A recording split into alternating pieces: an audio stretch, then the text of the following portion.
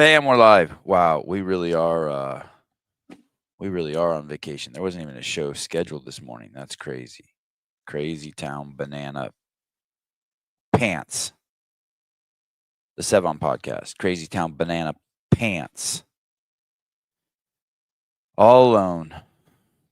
Let me get the door. Come on in. Come on in. Go ahead. One by one, enter. I don't know. Sparkling water. Yeah, or yeah, just anything. 2 cups of coffee is too much to do the show.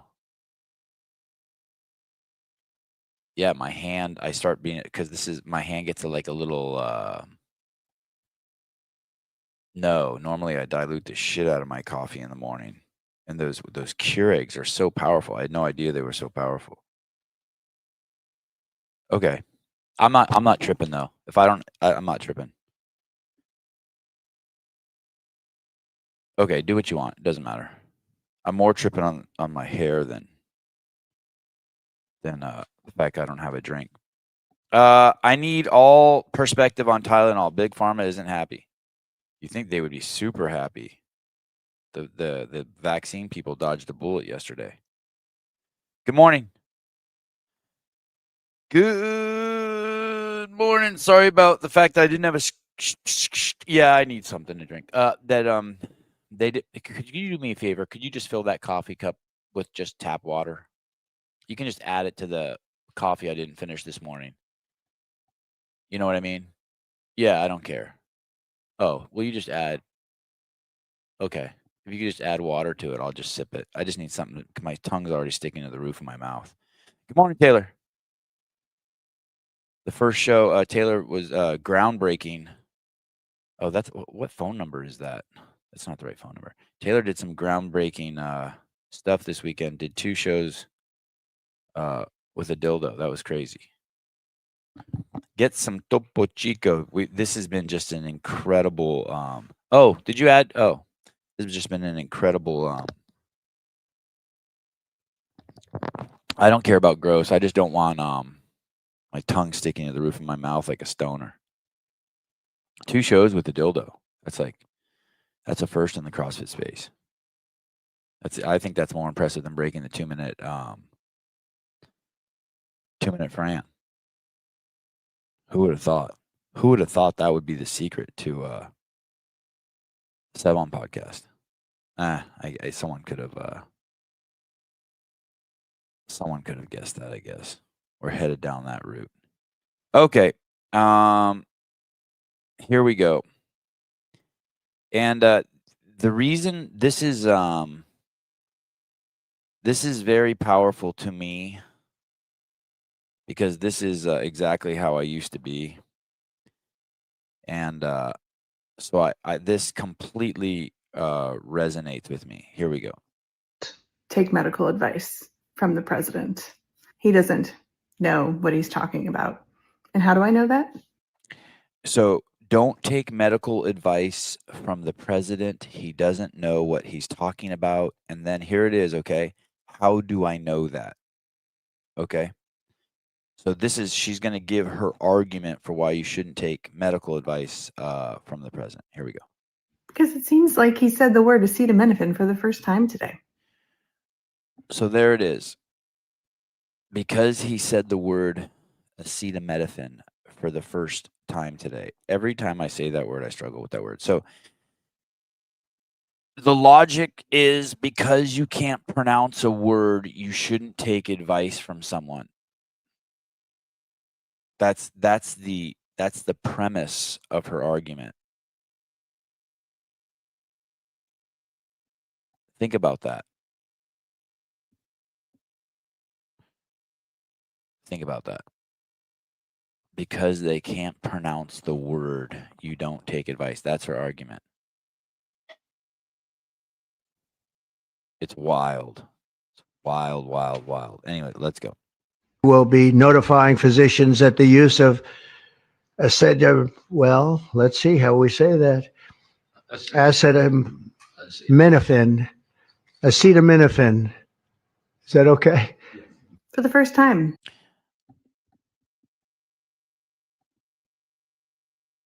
He reads the word. He humbly accepts the fact that it's difficult for him to say, and that's the reason. That's it. You can't. Hey, man, don't take advice from him. He can't pronounce the word. Dude, I think this lady might be a doctor. That would suck for me. I could never pronounce anything, so no one would take my advice ever. Hey, when I first started the show, I couldn't say that word either, Souza. I remember the first time I said that word was on the air. And just like, but I used to be this person. These are the kinds of superficial, absolutely. This has, whether you take Tylenol or not, has nothing to do with your ability to the advice where you get it from should have nothing to do with the fact of how the person pronounces the word acetaminophen. Yeah. Hey, with that argument, you should never fucking believe anything anyone says from the ghetto because their fucking English is so fucked up. Or anybody that has it as a second language. Yeah, ever. Here we go. It gets worse, guys. It gets so bad. At a national press conference, as the President of the United States, making a sweeping statement without any scientific evidence about the most commonly used fever reducer and pain reliever for pregnant women. Okay, so here's the next thing. He can't pronounce the word, and now this is the end of her argument. Because it's so popular, it's okay to take. So he can't pronounce the word, and because it's so popular,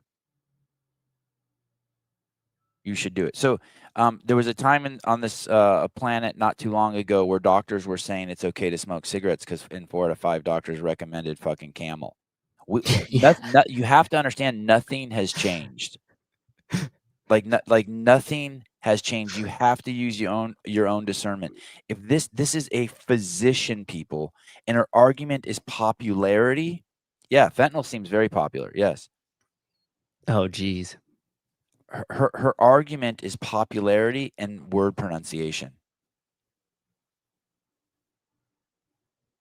I took Tylenol, and I'm autistic. Yeah, I know. Yeah. We hung out with you all week. We totally know you're fucking autistic, dude. You got the other ones too, dude. You got all 3 of them. You got the autism, the ADHD, and the self lubricating butthole. You got all 3 side effects. Sounds like it went to public school.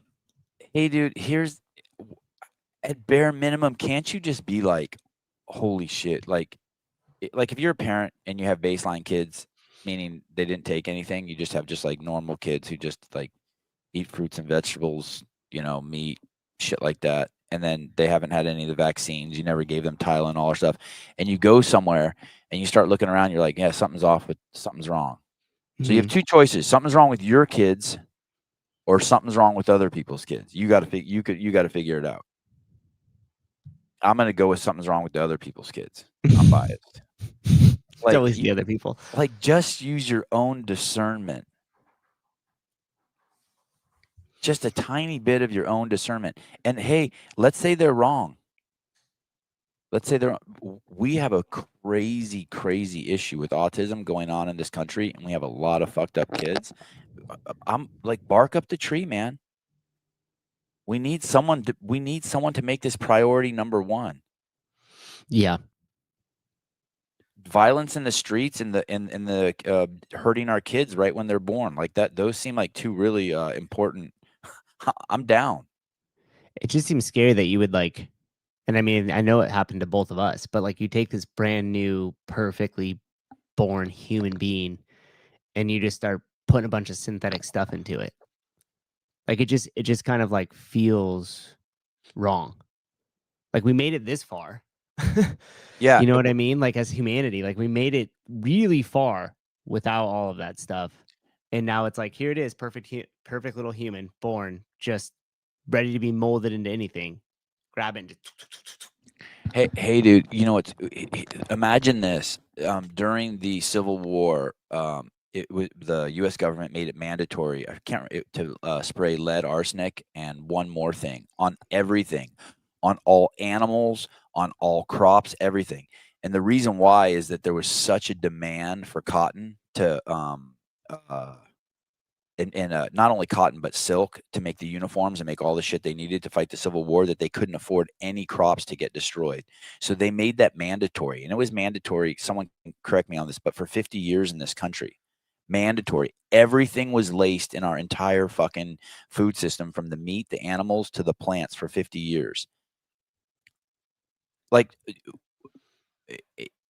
it seems unfathomable to me, but yet that's what they did. And Europe stopped it right away, by the way. They figured it out like at the same time. I don't remember what year it was, in the 1900s, early 1900s or late 1800s. They figured it out. They're like, oh, we're not spraying that shit on our food anymore. Mm-hmm. It's like, dude.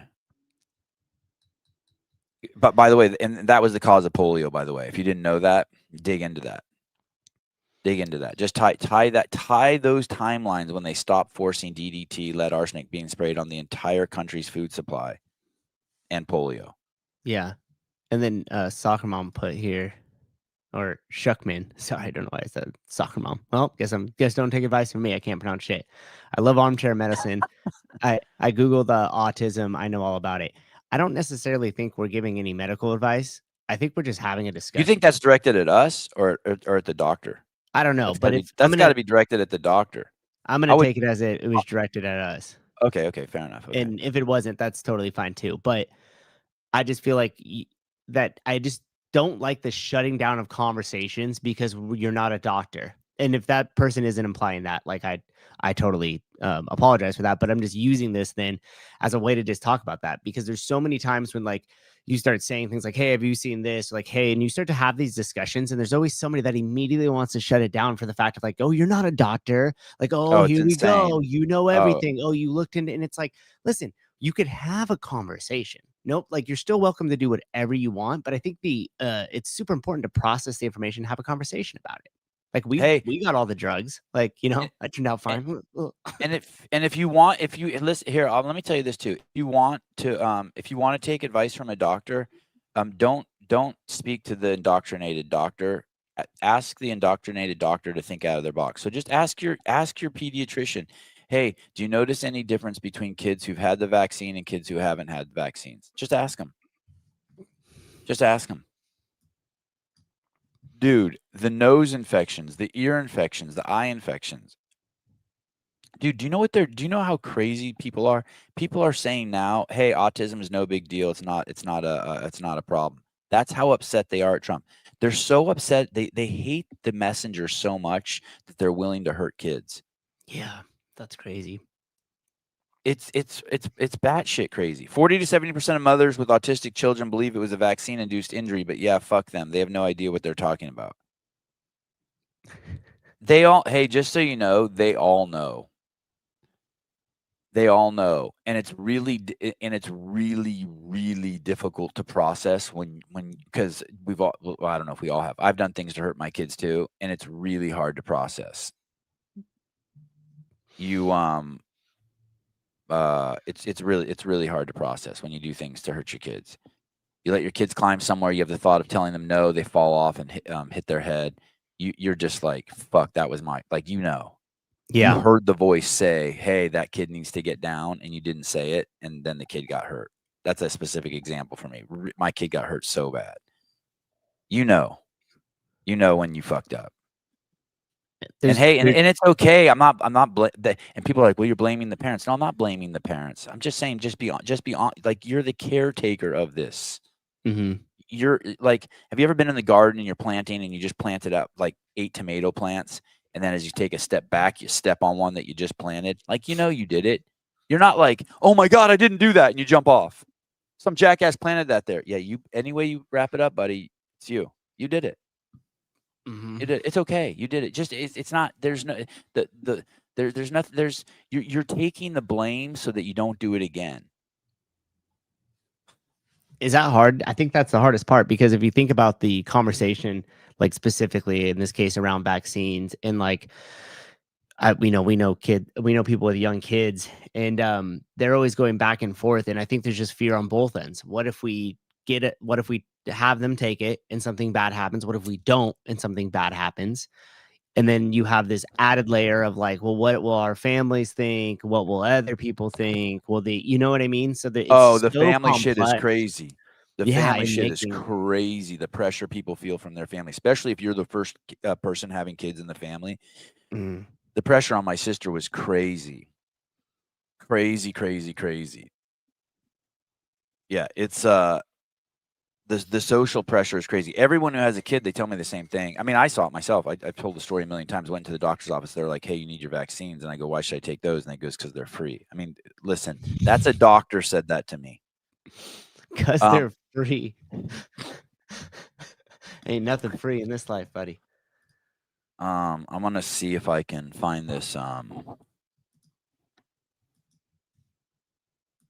Haley, how would I find the movie trailer to Our House? I put in Our House movie trailer.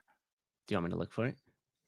See if I can. Sure. I typed Our House movie trailer. I wonder what year that was. 2000. Try putting your name with it. Oh, okay. Sevon. Good idea. Oh, okay. 18 years ago, I made this movie. Holy shit.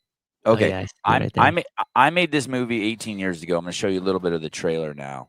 I'm going to tell you what happened when this movie came out. This movie won film festival awards at 30 different film festivals. This movie kicked ass. In San Jose, it beat the Academy Award-winning film for Best Film that year at the film festival. Here we go. What's it like having Williams syndrome? So my Williams syndrome with aggression. How about having Tourette's? How has that affected you? Makes me sad, makes me cranky, makes me want to hit myself. And a good part is touching my eyebrow, and it feels really good. I just wish I wasn't born with that. Otherwise, I would have stayed with my mom and dad. And if I didn't have that aggression with my Tourette's and Williams syndrome, I could have been in college by now or something, right? My brother got out of jail on probation. So he had to take care of me until my mom got home. What he did one night, senior year in high school, got hold of several bottles of vodka, and I drank 6 screwdrivers, then went and grabbed 4 beers, and damn, I wish they'd never started me drinking. Tim Staub spent time in a state hospital for being abusive to his family. Shortly after his release, he moved to Sueño House. Okay, now with this kicking thing. That'll be for 2 years also, so you're on probation, yeah. Now remember, we're going to put initials in all these boxes when you do these on time, with one problem. In his second year at Sueño, Tim forged a check to purchase cigarettes. The court sentence was 2 years probation and 3 weeks at the group home, from which he has just returned. That wasn't the trailer I wanted, but you get the gist of it. So basically, I was here at this house. I lived in the driveway in my little motor home where I learned how to edit and make shows. And anyway, I make this show, and the state of California, it starts winning all these awards, and it gets the attention of DDS in California, Department of Disabled Services. And they are furious because the way disabled people are represented in this movie. And they come down and try to shut this house down and close down the company that I work for. And it's all because they say they don't say I'm misrepresented. They don't like the representation that the disabled people had in this house. We had this big hearing, and all of the family members of these people who lived at this house, these 8 people, they were adults. They all basically said, "Hey, man, this is exactly how it is. This is exactly how it is. You don't like the way they're represented. Being developmentally disabled is hard as fuck. And this is exactly how it is." And that right there made me realize that people are going for a certain kind of perception rather than the reality. And that's what, from there, you get dumb things like saying, well, everyone's taking Tylenol, like your doctor, everyone's taking Tylenol, just do it. It was the same argument with COVID. It was the same thing with that. They tried to shut the house down because they didn't like the way they were represented, even though it was who they were. I'll give you another example. There's all these conservatives saying that they don't like the memorial because they don't like the way Donald Trump behaved, smiling, laughing, dancing, having fun. They don't like the way Tucker Carlson did the anti-Israel shit. They don't like the way people presented. Hey, dude, those people were just being themselves. That's who they fucking are. What did you think Donald Trump was going to go up there and do? Put on a fake act? And by the way, the people I see complaining about it, They're people like me who used to be liberals who still haven't ditched that liberal thought that you should put on a veneer and act a certain way in different situations. You should stop being yourself. Or as Tyler brought up the other day about Kate dimming your own light. It's like, hey, dude, what did you think? The president's always going to act like that. Trump's always going to act like that. If you don't like the way that, then you don't like the way he acts. He is who he is. I mean, he doesn't do press conferences in front of his desk being like, I am saddened today by the death of Charlie Kirk. No, he's walking to the helicopter and he's like, yeah, this fucking sucks. I really like Charlie. And I get it. Some of you just want the facade over and over and over. Not you listeners, obviously, but I get it. You want the facade. I used to want the facade too. Everyone has to fit in their own little box how they react to shit. Yeah. And we all have the facade. I guess there's just different degrees of it. And some people liked it really turned up, and I would like it really turned down. Right. Well said. I think that's I think that's the deal. Well, we never gave I can't remember ever. My wife was pretty against all giving the kids. We didn't give the kids any Tylenols or Motrins or aspirins, and the doctors were recommending it, and especially when our kids were teething. They got some crazy high fevers. I just saw someone run by backwards. maybe they're doing griff. It was like I saw time in reverse. Wait a minute. Deshaun Trump. Hello, Deshaun. Oh, that's Monica Trump. I need to know the backstory with Brian. What sponsors did he go to? No, you don't need to know. Oh, geez. It's just the same. It's the same story on repeat. Just go back and listen. Go back a couple of years and just listen to any podcast or find some of the videos Hiller's made on Brian. It's just he's stuck. I think you know what when people make. When you know someone and just fucked up shit keeps happening in their lives over and over, like they get hit by their boyfriend, then they get in a fucking car accident, and then their girlfriend fucking cheats on them. And then after a while, you just realize, oh, this person just is stuck in just making the wrong decisions over and over and over. And he just stuck in some weird loop. What is it? If you don't do something different, everything will keep happening the same. Oh, I've never heard that, but I like that. Yeah, so there's some line like that, like Gandhi or Jesus or Martin Luther King or some cool dude said, and that's what's happened to him. It's not really, and then if we keep doing the same thing too, if every time he makes those, then we're kind of in that too. Do you know? And I don't know. Yeah, I don't know. That's the facade to the turned up level as well, right? Like, oh, I want to do really good. But in the shadows or kind of in the background, I'm, think I'm so morally correct that I'm going to go around and try to stifle or stop opportunities or do different things. Yeah. As opposed to just, at least with us, you know what it is. You get it right in front of you.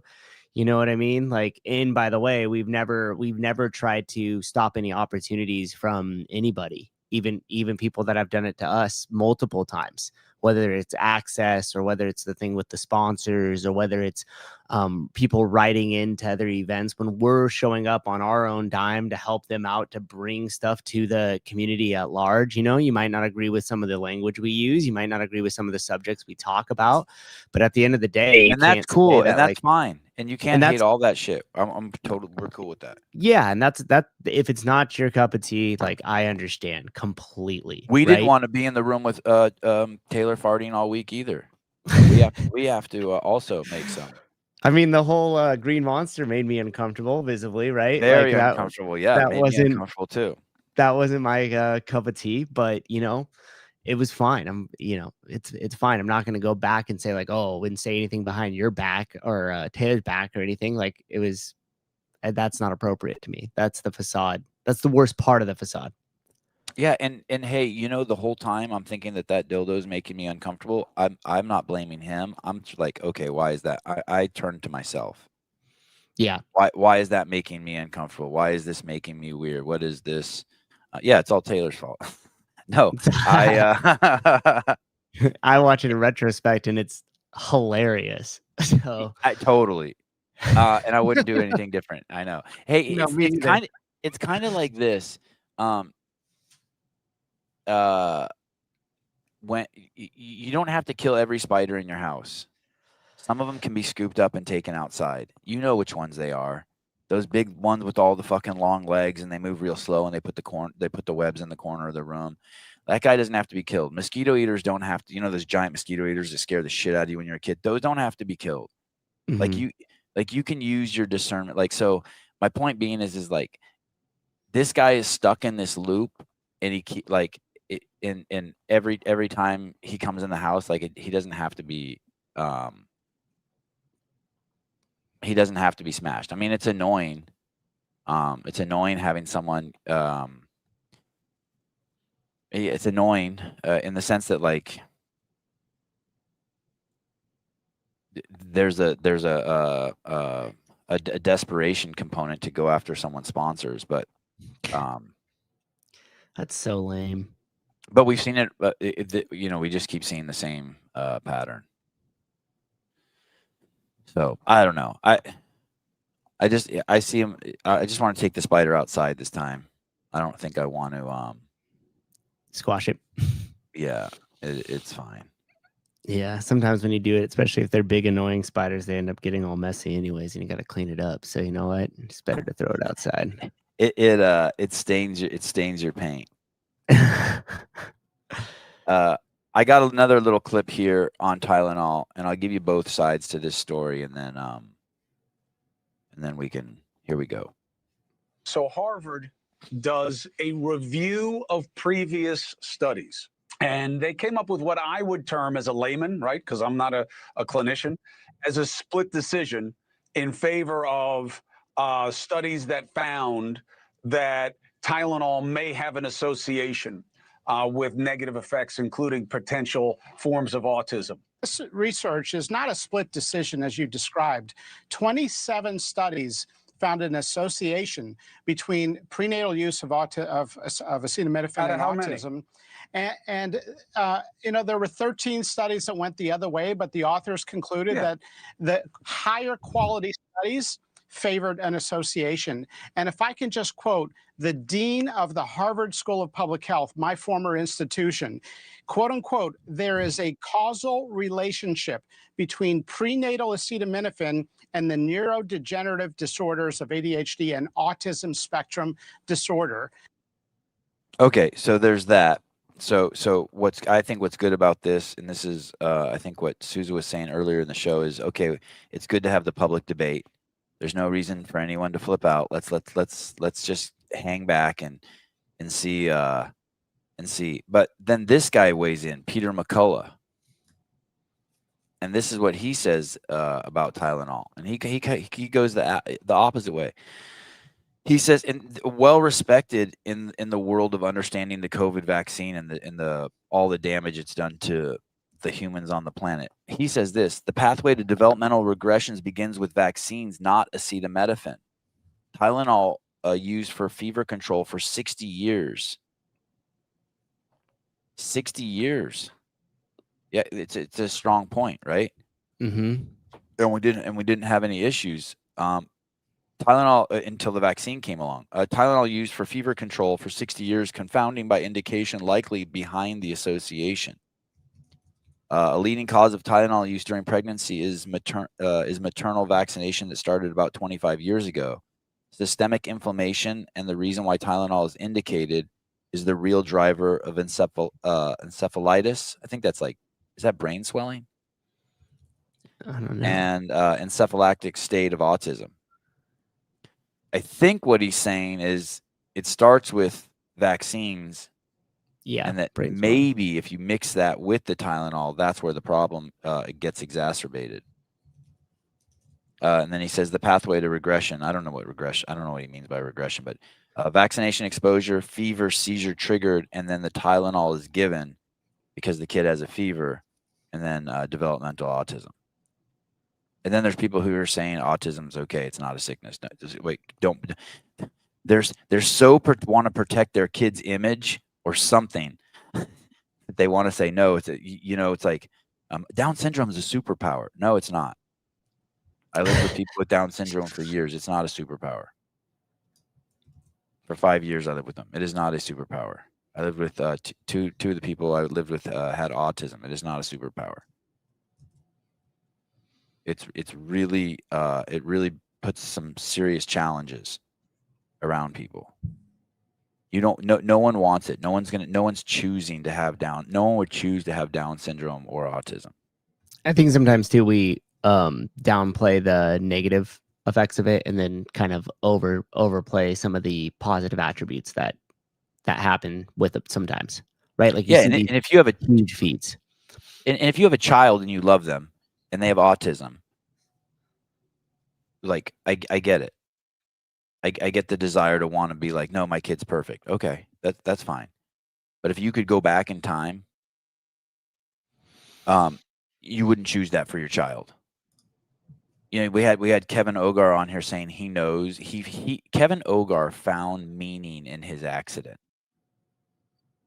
I don't think people with autism or Down syndrome find meaning in it. I could be wrong, but from what I saw, the challenges are fucking enormous. They're enormous, and navigating the planet, especially other human social interaction. You saw in that clip, in that trailer, that girl knows she's developmentally disabled. That's one of the things that tortures her. Yeah, that self-awareness around that was crazy. Yeah, she knows that because of her developmental disability, she lost her parents had to put her somewhere because of her violence. So that's sad. Yeah. Was that hard being around them sometimes? Like, just like, I mean, you see all the ups and downs, right? And it's like life, like anything. Like sometimes there's a lot of good moments, and then sometimes I imagine there'd be like a lot of lows, you know, like just feeling, I guess, what's sorry crazy? for lack of better words. Even back then, I wish I would have known more about diet back then, because I would have made a huge, because that house just consumed sugar nonstop. I wish I would have known that. But I used to take them to their medical appointments 4 times a year. And after working there a year, the doctor basically explained to me, there's nothing's known about any of these psychiatric drugs. There were like 20 drugs I was familiar with at the time. And nothing was known about any of these drugs, and it was just hit or miss. Like basically we were playing the game, me, just some college barefoot dropout, and the doctor were playing based on the feedback I gave them on the kids, the adults' behaviors. He would then prescribe these drugs, and we would figure out what cocktail was right. And then I finally figured out, I'm just going to do everything in my power to get them all off all their drugs. And Haley worked there, and I had like 10 other friends who worked there, and that became our sole goal. We're like, once I realized that this is just a fucking crazy game we're playing with them at their expense, taking all these drugs, I'm like, hey, let's just start pulling them off. Let's just, every time we take them in, say everything's getting better, and slowly reduce it. And that was my biggest accomplishment there, like getting some of the kids. I'm trying to think, there was this one kid, I think the drug was called trazodone or something. God, they took so many pills, because every 3 times a day we had this huge cabinet there, Sousa, and it was full of all their pills. And 3 times a day you would look at this sheet and you would pop pills out of this like thing that looked like one of those Christmas chocolate things. And you would pop the pills out for that day, and you put them into a cup, and then another cup with water, and you would take it to them. And at some point I'm like, this is fucked up. And you would just see them, they all just kind of would just be like, brr. And so just like numb them out. Yeah. And so the only kind of weapon I had, the only place I felt like I could truly help them, was to keep them out of the house as much as possible, like just out walking around town and hanging out at the beach and shit, and then get them off their meds. Did you ever take any? That's a decent question, Matt. They had this one pill that was like knock them out. It was called prescribe as needed. So like, even once again, just the high school barefoot kid, if like one of them was just going fucking berserk and like throwing chairs in the driveway, Haley, do you remember that pill? Oh, she's not here. Slip them a Ambien or something. It was like an Ambien. I'm trying to think of what it was. There was this one pill. Everyone knows what it is. Yeah, it was something that sedates you. I don't think I ever took any, but I think I was tempted. Sevan is actually still on them, and all of us are just figments of his imagination. A real Shutter Island scenario, if you will. Damn. Maybe it was lorazepam. Maybe that's what it was. What's the other name for lorazepam? Lorazepam. I know we had that one. Let me see. Ativan. Maybe that is what it is. Sold under brand names as Ativan, lorazepam. Maybe that is what it is. That's like the calming down, like the anxiety medication, Ativan. Yeah.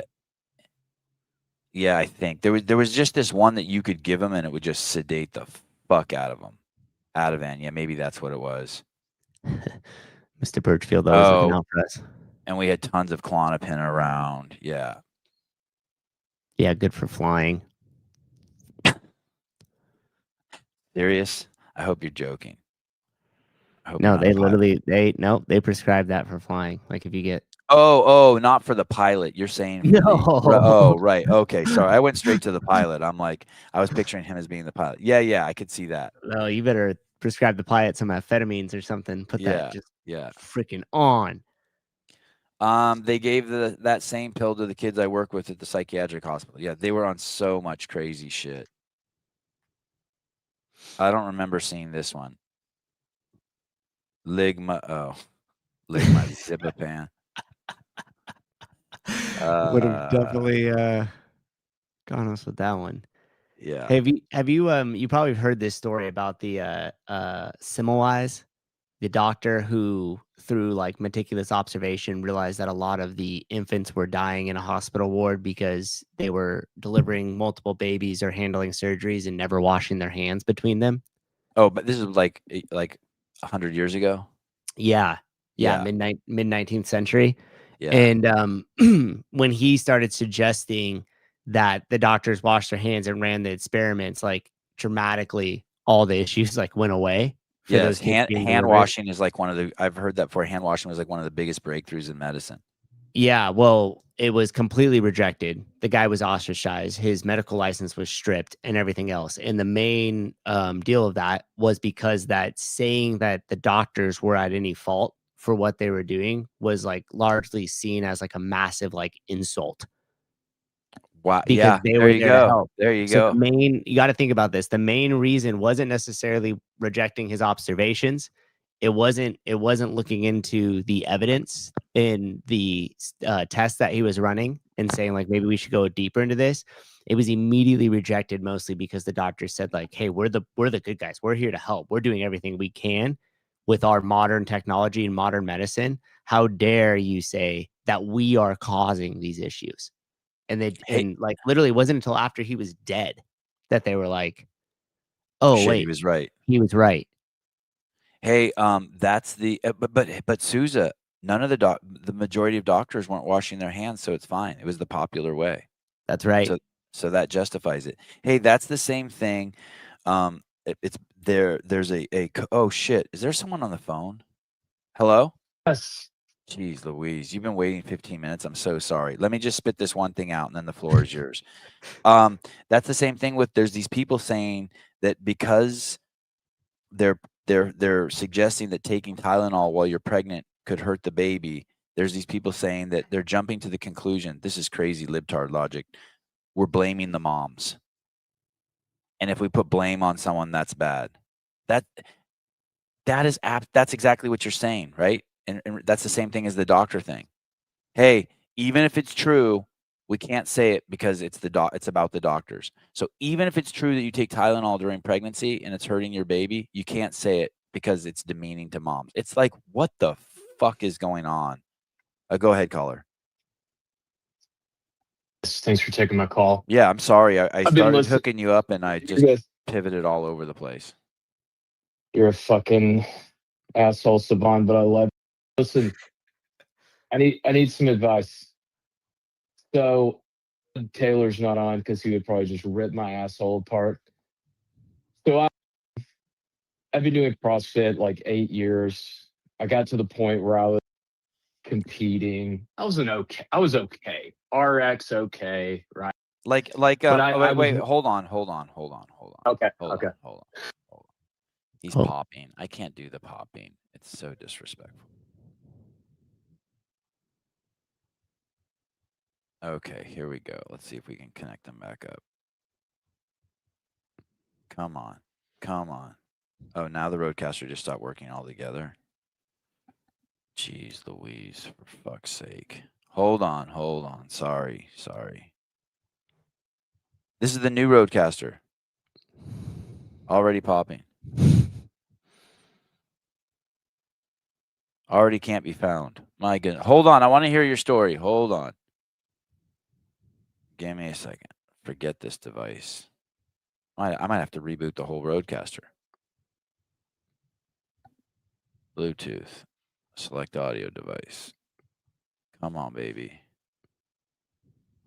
Oh, shit. Uh-oh. Okay. I got to turn the whole thing off. It's going to take 3 minutes. Poor Hey, caller. give me just a second. Was he really on there for 15 minutes?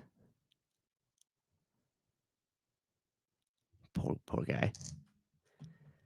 Can't even hear me now. Am I back at all? Even Oh, on the wow. computer, Sousa? He's back. Yeah, I can hear you. Right, here we go. And there was no popping. Turn this fucker back on. Here we go.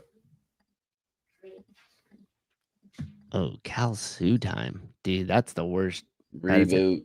terrible the hero audio. workout. Am I back, Sousa? Yeah, you're back. Holy shit. I think. Can you hear me, Sousa? Yeah, I got you. Oh, I can't hear you now. Of course, I Select- can't hear you. Maybe it's You what the fuck? And any suggestions for me? I went to my settings. I can't hear you though. Audio. You went to the Speaker. settings. How about now? I can still hear you. Okay. Yeah, Here we go. I got you the whole time. You got me? Yeah, I have no fucking idea why this isn't working. The roadcaster now can't find the Bluetooth. the Bluetooth. Yeah, I could hear the caller for a minute. I might just have to hold his I have to hold the phone up.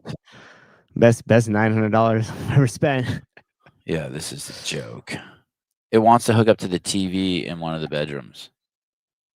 Oh, really? Yeah. That's fucking ridiculous. Okay, caller, go ahead. God, this comment feed is fucking savage. Yeah. It's hilarious.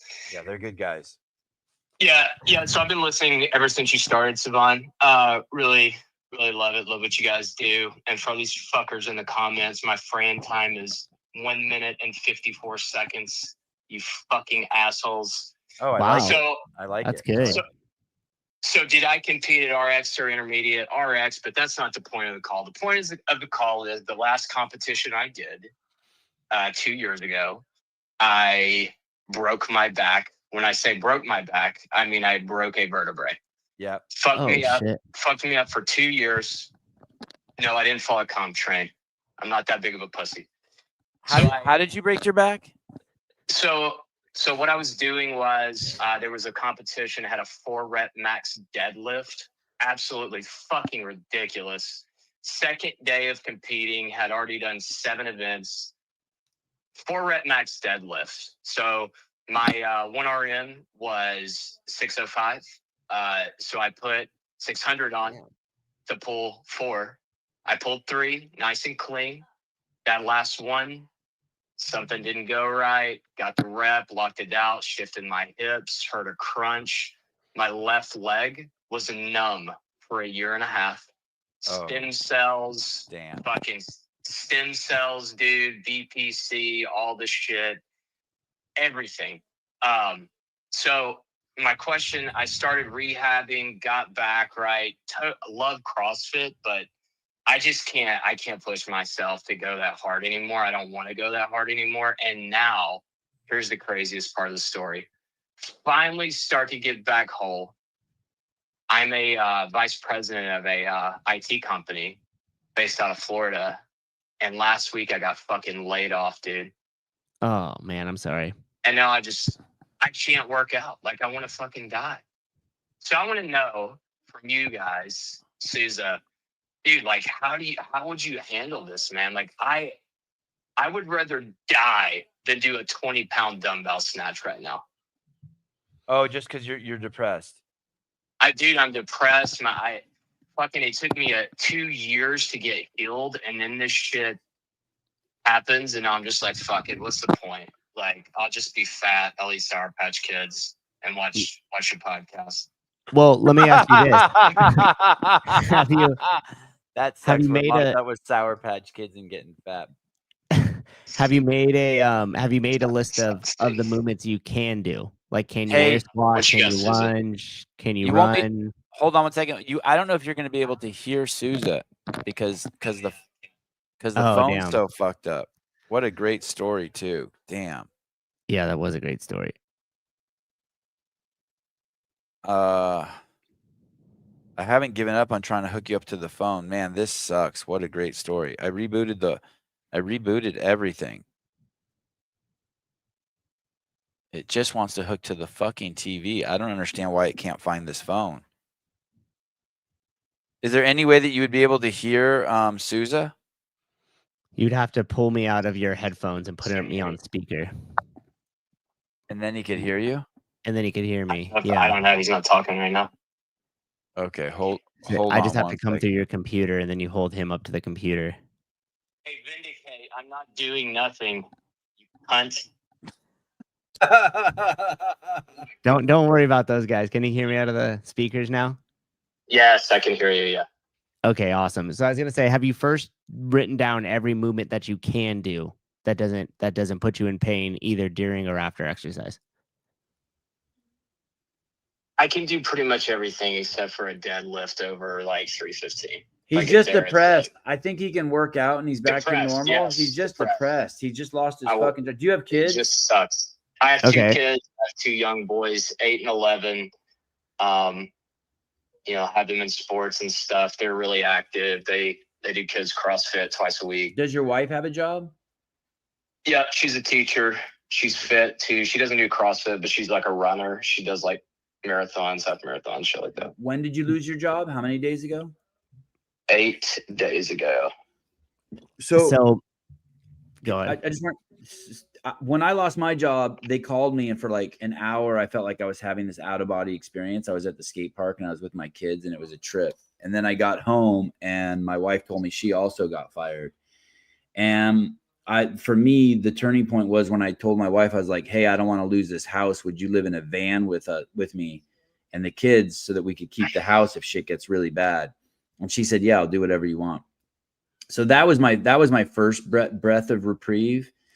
And then I don't know how this exactly works, but it seems like all the hardships that I'm hearing from people, like, Charlie Kirk's wife, or what I heard from Kevin Ogar, and what I think Jeremy Eat World said it the other day, was a Viktor Frankl quote, basically finding meaning. I forget what the quote is, but to be patient and find meaning in the way life has taken you. I know it sounds a little cheese dick. No, it's good.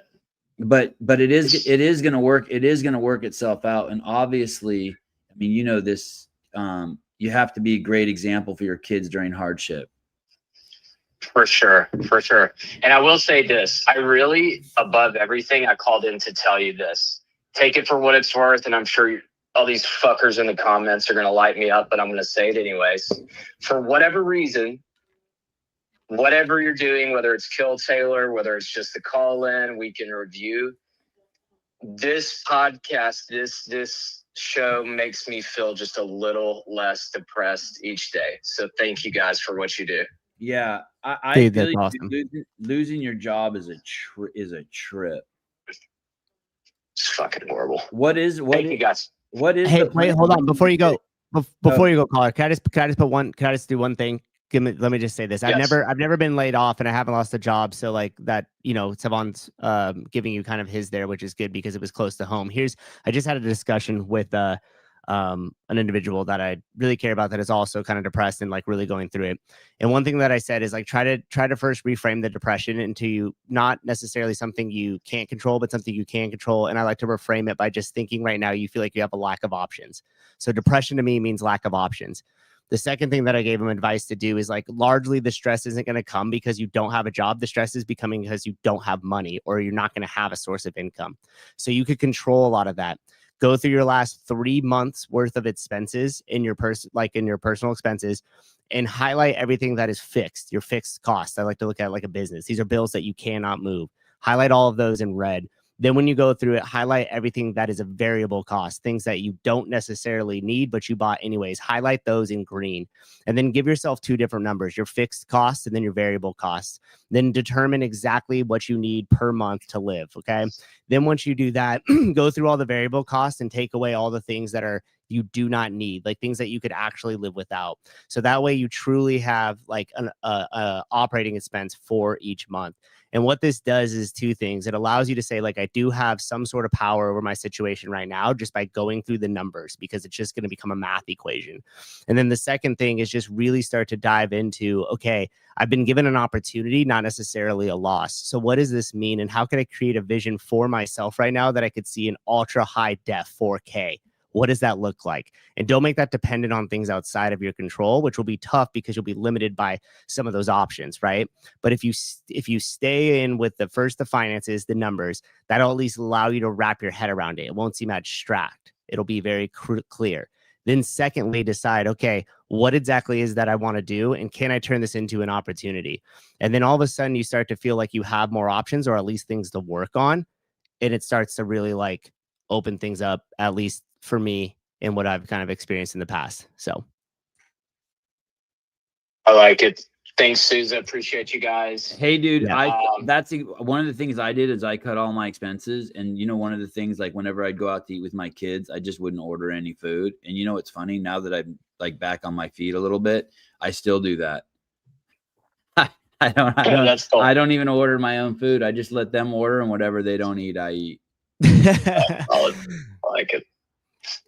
Thank you, guys. I appreciate it. Hey, thanks for listening. Yeah, man. Yeah. Stay in touch. Bye. It'll work out for you. God, that sucks about the phone. That sucks. I even rebooted the podcast, the Roadcaster, and it still can't find the phone. Damn. It's kind of a joke. This thing's so expensive. This thing was $800. It's the 10th one we've had. It's not isolated to this computer either. It's all the computers I use.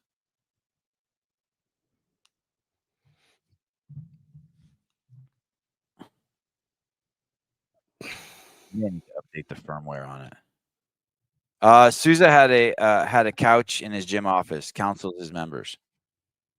I do have a couch in the office. I don't really counsel the members at all, but every now and then some people will ask me, and I try to give them the most practical thing that you could actually like do something with, and only things that I've done that have helped me. When you own a gym like that, I bet you once a week someone loses their job at the gym.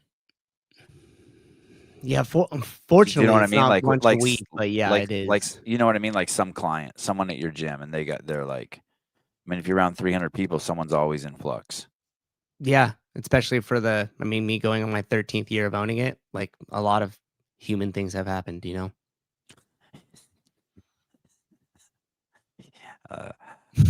Someone had to explain this to me.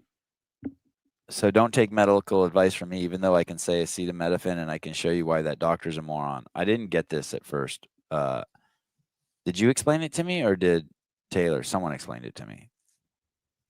But I don't think it was me. Now I love it. Here we go. First Amendment absolutist. I believe in only 2 things completely: the First Amendment and boobs. And once they made the decision that they were not going to allow a conservative, non-sports related commentary, they couldn't do it. Hold on. I just want to make sure I heard you correctly as a woman anchoring the show. Did you say, what did you say? You believe in the First Amendment and BWBS? Boobs. 2 things that have only never let me down in this entire country's history: the First Amendment and boobs. Why would you even say that live on national television and with a female host?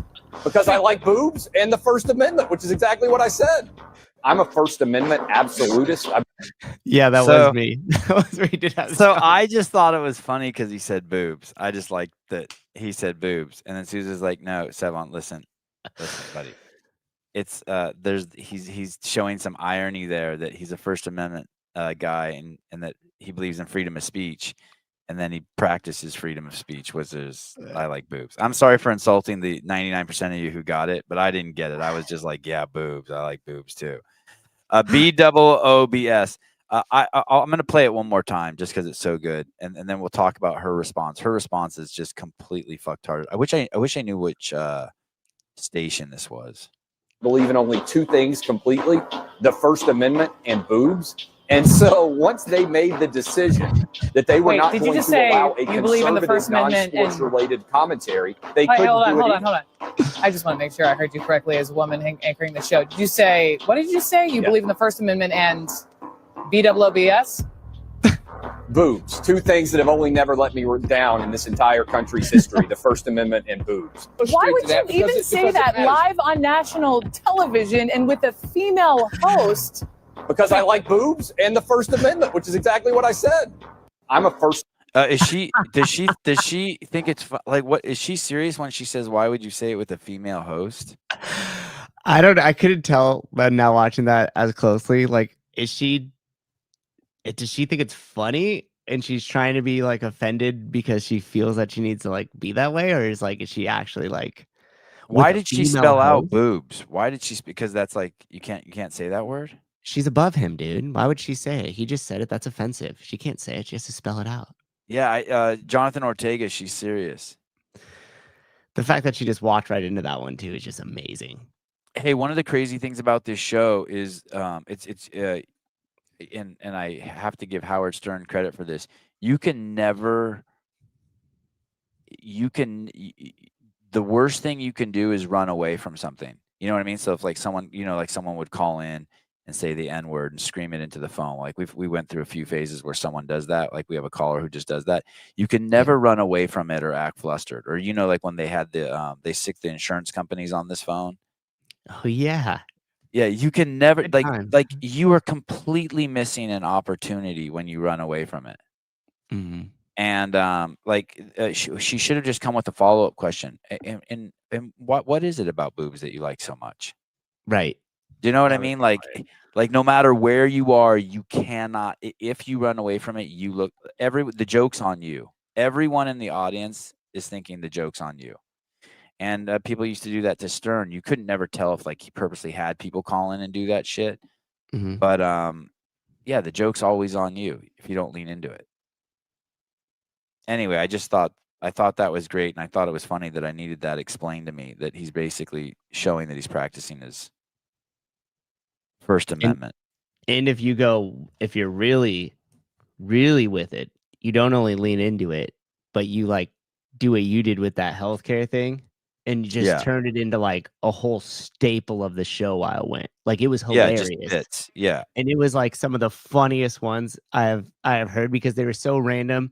The interactions were completely random. We didn't know how the other person was going to respond. Like some people were playful with you, some people got upset, some people just hung up. Like yeah, it was so good. And someone would be like offended, and they're like, "You called me, sir," and you're like, "No, there's a number that calls me that called you." Like, you know what I mean? And like we got to watch that play out.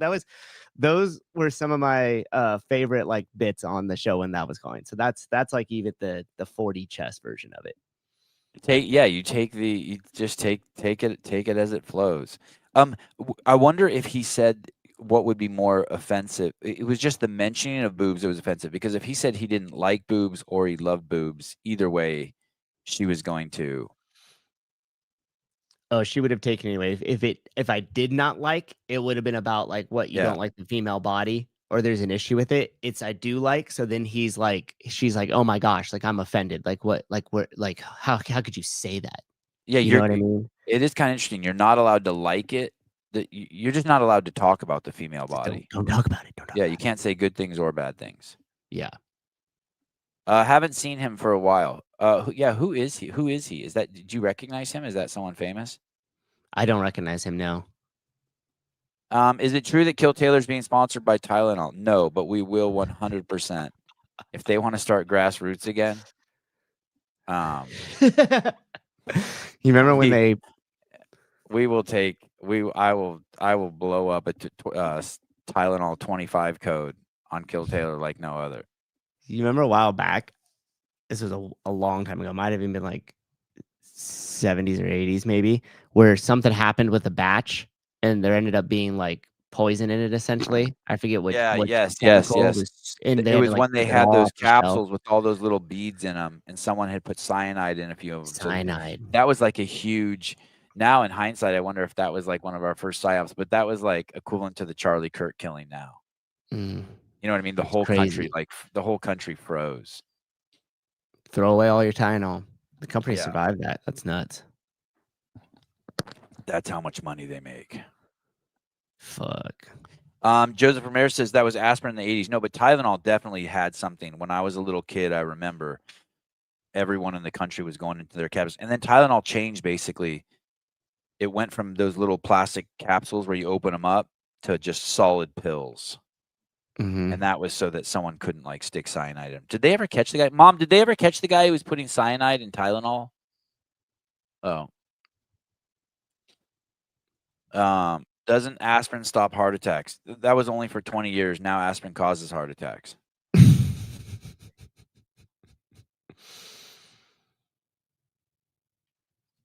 Yeah. My wife on it. Aspirin and Tylenol are different, in case you didn't know. I don't even know. Like I'm trying to think why. The only time I ever take any pills like that is if my back is so bad I can't move, which hasn't happened in a while. And then I always take 4 at a time, because if it says 2 on the bottle, that means you need to take 4. But We go you know what I mean? other way. Yeah, Don't take like it all or double that dose. Yeah, I don't believe 2's a adequate dose. Hey, it does work really well when you don't take any of that stuff, though, and then you do have pain like that. Oh yeah, it's crazy. It's crazy. I don't want to promote it, but taking 4 Aleve, no matter what back pain I have, it's crazy. Dear Democrat Party, here we go. And I'm gonna go ahead and say it, dog. Hey, Democrats, man, y'all cooked, bro. I'm talking about, man, I be looking at my news feeds, man. I posted that shit about black and white conservatives coming together. Man, I had Asians coming in that thing, Latinos coming in that thing. I even think I seen like an Armenian American. Blur. Listen, man, cooked, y'all cooked, extra crispy, matter. Y'all might want to just start all the way over. Like, just go ahead and sit out for these little 20 years. Let the people get back, back where they want to be, and forget that y'all snakes, and then y'all try to sneak back in. But as of right now, the Latino community, Asian community, black community, white community, fucking Armenian community. Armenian. I done had Filipino Americans in my inbox telling me they with it too. It's over. Man, I'm gonna go ahead and say it, dog. Even the Armenian community. That's hilarious. They cooked.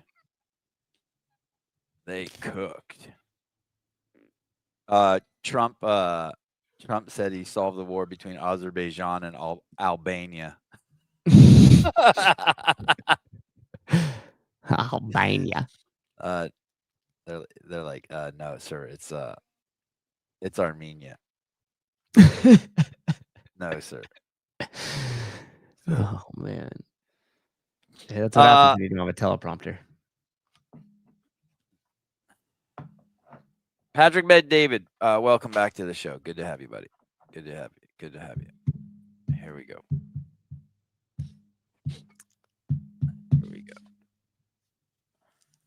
Someone is with Jesse Peterson, and he's asking this Islamist, why do you live in a white Christian country and not in your country? He's so honest about it, but I think it's good for the audience and for you to see. Here, watch this, Vinny. And just so you know, Patrick Bet David was raised in Iran and had to escape from there. So there's that.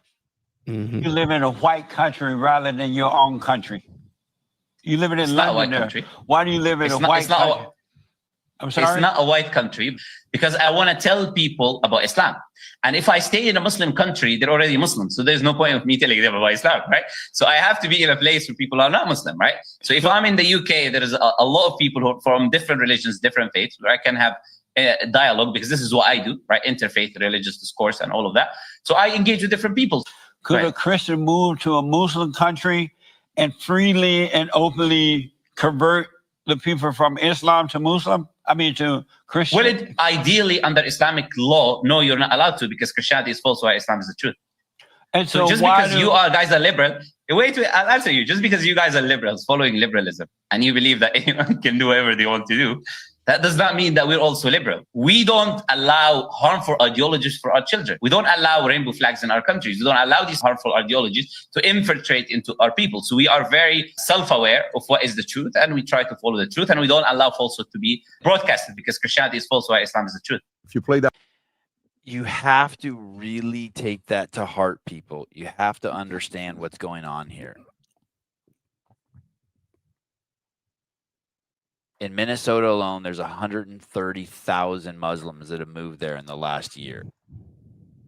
They do not tolerate. Look up countries where you can't have the Bible.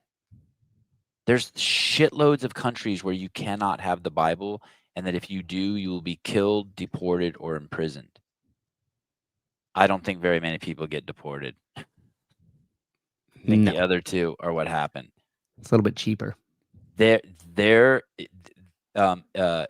Islam is a ideology with zero tolerance. It is you have to know it is a death and sex cult. The young men, the way Charlie Kirk was promised to go be able to stand in heaven and hold hands with Jesus, the young men who are, if you believe in Islam and the Quran, you either defend Islam and reap the rewards while on earth, or you defend Islam and you die and you get the virgins in heaven. And there is no tolerance for other religions because they're not the truth. So anytime, like in the UAE, you can't fly into the UAE, United Arab Emirates, with a fucking Bible. You can't fly into North Korea with a Bible, or China with a Bible. I know those aren't Muslim countries. South Korea, they're trying to completely root out Christianity. You can't fly. You can't bring a suitcase full of Bibles and fly into Iran. It is happening. It's already happened in Europe, and it's happening here in the United States. And I don't know what the solution is. It's definitely, the solution is not to let in as many as possible and keep the borders open. You can't do that in any Islamic country. Yeah, there's 54 of them. Listen, you can't even sell the Bible in these countries. Maldives, Saudi Arabia, Iran, Afghanistan have the most strict Sharia law, and then Saudi the other Arabia. ones that apply Sharia law, but maybe not to the fullest extent, are Egypt, Malaysia, Pakistan, Nigeria, Bangladesh, United Arab Emirates, United Arab Emirates, Acetaminophen. and then Qatar. Acetaminophen, yeah, exactly. Oh, don't listen to anything I say, guys. I can't pronounce. I think there's one in Emirates. Africa too. There's the shitload in Africa too. Yeah. Well, this was like strict Eritrea. Sharia law. So what do you do? What do you do? You have this country that we're, so here we are at the maximum tolerance. We have this country and we want to be maximum tolerant for everyone. So then do we let in a people who want to take over and make it not tolerant? Like what's the plan? Like what the fuck is the plan? And by the way, this is the confusion. Someone in the comments wrote, God, Sevon's so stupid. This country's based on secular law. You think that because you're told that. But if you fucking read a little bit of the Bible, or if you're like me, you watch The Chosen and you watch Jesus' journey, it is not built on secular law. You can say that all you want. They can say it all you want. The whole premise that we have these freedoms is based on Jesus. And I'd be honest, not honest. I'll be observant and say that a lot of people were even leaning towards Muslim because there was like actual like standards, for lack of better words. Like there wasn't just this tolerance, anything kind of goes. And so like humans kind of crave this certainty or like a boundaries of like this is how we operate and this is how we don't. And since especially with Christianity, you see more and more of it just become like more and more and more tolerant to where eventually it almost felt like it was like eroding any of the standards. Yeah, For lack of exactly. better words. Hey. Yeah, basically what happened to Christianity, it was like a football game and someone got upset, so they just took off the boundaries so you can just run anywhere. They took the Right. boundaries off the field and let it run anywhere, and it lost its purpose. Hey, this is the problem with people who say they're not religious. So here's the thing. If I give you a cup and I put water in it and I say, what are you drinking? And someone's like, water. I'm like, okay, water's your religion. And then I say what to someone else? Oh, I'm not drinking. I say, what's in your cup? And they say it's Coca-Cola. And I say, okay, Coca-Cola is not your religion, or Coca-Cola is your religion. And then they say, no, I'm not religious. And then you see them take a sip out of the cup. We're watching people who say they're not religious follow a fucking religion. They're in denial. That's the liberal ideology. It's their fucking religion, and they're getting all the. It puts religion. It puts these religions on uneven footings. So religions have to follow certain rules under the government rules and guidance, right? The separation of religion and state, and yet these people's liberalism is basically like Sharia law.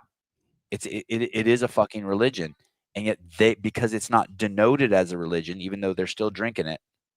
Yep. They get to be on this uneven footing. We're on this uneven footing with them. Yep. And it's fucked up, man. I honestly don't know how they're gonna. I don't know how. I don't see a society that's smart enough to see what Jesus did, and also like I don't see people being able to do what I did and have deep, profound respect for the man, and turn off the negative story that they're telling about Christians. I just and it's all because of it's all because of the story they tell themselves about Christianity. And maybe Christians need to start preaching their shit different. Yeah, I mean the way that you know what I mean. I don't think Jesus is the only way is probably the strongest opening line. The way that it puts people, it makes people defensive and puts them on their heels. Well, you'd have the thing that like Charlie Kirk would do a lot, which is like when it would come down to something that brushed up against what his beliefs were due to his religion, he would say, "No, I don't believe in that. I don't condone your action. I'm not going to do anything about you doing it, except for I will pray for you that you'll see a different way." Yeah. And so it wasn't like this. It's like power versus force kind of deal, right? Like I'm not going to force you to do it. I hope in his eyes, he was hoping that you'd be enlightened enough to like see the way that he saw it, to like lead yourself out of it. And that's really the only way that you could kind of convert anybody. Because other than that, it's just by complete brute force. And even then, you don't really change their minds. You just force them to act differently outwardly. Yeah, right. How close? Exactly. That's probably how Sharia law works too. How close are we to Sevi Street preacher phase? I was actually thinking that last night. I was like, holy shit! What if I get saved and I'm like, no more swearing on the Sevon podcast? No more. What if I? No, you wouldn't say no more. You would say you don't condone it. And every time someone does it, you'll pray for them that they'd be enlightened to see the way. Thank you. Yeah, Father. Hey, and see another way to put that. I had a conversation with Greg this was a while back, and he goes, "Yeah, the whole entire scientific philosophy stuff is it's really hard to sell." He's like, "I get that," and he didn't mean like actually sell it to somebody. He means just get somebody interested in it, right? Right. And he was like, it's hard to get people interested in it. And he goes, and the one thing that kind of changed my mind on it, and this changed my mind a lot on it, is he said, if you're not aware of it and you don't know how to operate by your own philosophies, whether it's the scientific philosophy or anything else, he says you're most likely to blindly follow somebody else's. Yeah. And so that kind of goes to what you're saying. Like if you're not aware of it enough, yep, to even know that, hey, I'm aware of it. Like even to use the example of the people from the our house, right? she was like aware enough of her disability. She couldn't do anything to change it, but she was like aware enough of it. And for a lot of these things, if you're just aware of the philosophies you're operating by, even if people don't agree with it or whatever, like if you have enough self-awareness to be like, no, I know, and I see your point, I'm still choosing to like operate that way, that's already a huge leap. Most people aren't even there to know that they're operating by something, like how you were using the example of like the Coca-Cola. Yeah. So that's, I think that's the first step, is like try to at least look around and be aware of the philosophies or the religion or the different things that you're following, and then question yourself as to like, why am I following these things? And if you choose to stay in the same exact thought pattern afterwards, but you have the self-awareness about it, then that's huge. Now at least you know what you're doing and why you're doing it.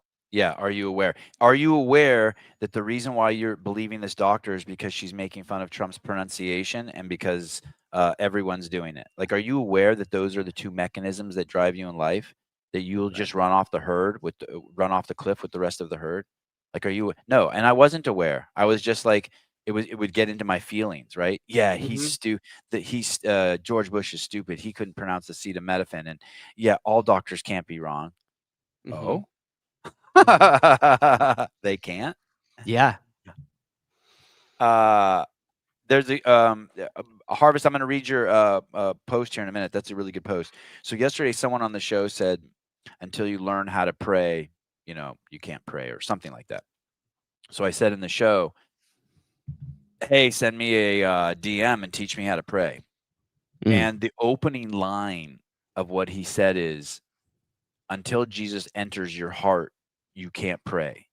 So, hey, hey, can you teach me how to drive this car? I'm sitting in my car, right, at home. And then he says to me, "Hey, you can't." I go, "How do I drive this car?" He goes, "Well, you can't drive it until you put gas in the tank." Right? Okay. So I'm just like sitting outside my car, just being like, "Well, I'm at home." And so he basically tells you, then he writes this whole thing on how to get Jesus to enter your heart. And he says you have to read it out loud and mean it. And I went through the whole process, and I don't know. I don't know if it worked or not. I don't know. I don't think it did. I didn't. But it's almost, you know what I mean? Like, hey, you can't use that remote control car until you put batteries in it. So he said I can't even pray effectively until Jesus is in my heart, because then the car won't go. Like, I need the gasoline or the batteries. You know what I mean? Like, Jesus comes into you and then he gives you a magic wand.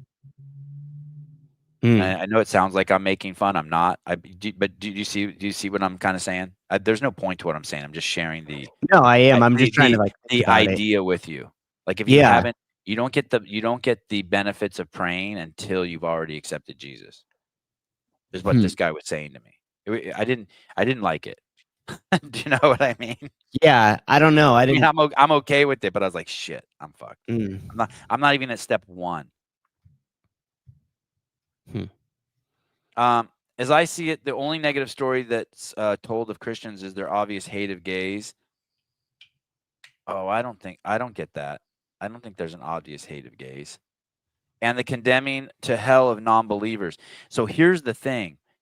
That's the interesting thing. So if you're a non-believer, you go to hell. But here's the thing with Islam. If you're a non-believer, they kill you while you're on earth. I'm going to go with like live longer and maybe get saved by Jesus. Do you know what I mean? Yeah. Like, if I asked you, hey, would you rather go to hell, or live out your life and go to hell, or be killed and go to Islam hell? I'm going with just live out my life and go to Christian hell. And if you lived a whole life of sin and then you're on your deathbed, and as you're there, as whatever's happened, and you know that it's the last moments, and you could like feel it, you could sense it, whatever you want to call it, and you go, holy shit, I just saw the light, and I accept Jesus Christ as my Lord and Savior. Please forgive me for my sins. Yeah. Like, you still have the opportunity, I guess, until the last breath, right? Or till the last conscious thought. Yeah, I guess. So like, isn't there a chance that's my take on it too. Isn't there a chance for everybody? Like, as long as you're living, you're given the opportunity. Yeah. Even if it's just the last moments, is the way I kind of think about it. So, You shouldn't be condemning people or beheading them or throwing them off buildings for anything, because they still have a chance. Yeah, and that's why they usually say, I'll pray for you, because they're praying and hope that God or Jesus will somehow affect them or reach some change in their life so they could become enlightened. So then they could see, holy smokes, like there is still time for me to change. There is still time for me to recognize and accept, right? And that's the greatest gift of all time. If you are alive, there is always an opportunity for you to reinvent yourself. There's always an opportunity for you to change. The craziest belief and the craziest psyop, if you want to call it, is that you are what you are and you're always going to be what you are.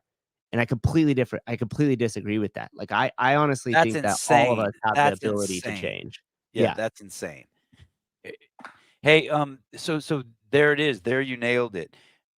This is the part. If you're liberal and you're having trouble understanding like where we're coming from, this is the part that's so hard for us to understand.